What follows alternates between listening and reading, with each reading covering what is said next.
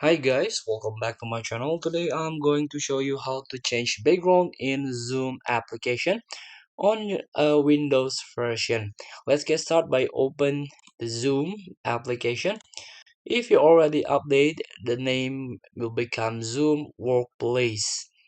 So if you want to change the background, it's very easy. Same with the previous edition. Just go to the setting button.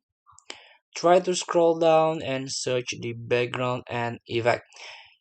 So using virtual background will decrease your video resolution to maintain CPU bandwidth.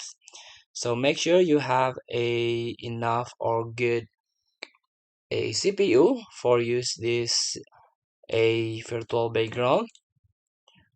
So you can change by video filter, avatars if you want to avatars, but make sure the feature is support on your machine.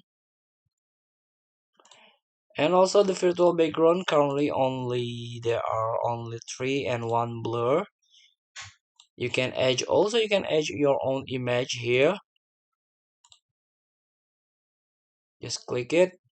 Try to search the image from your library. So if you have a green screen, you can use it, or you can mirror your video. So please free to try. Thank you for watching. Don't forget to comment, like, and subscribe, and also click the next button below. See you in the next video.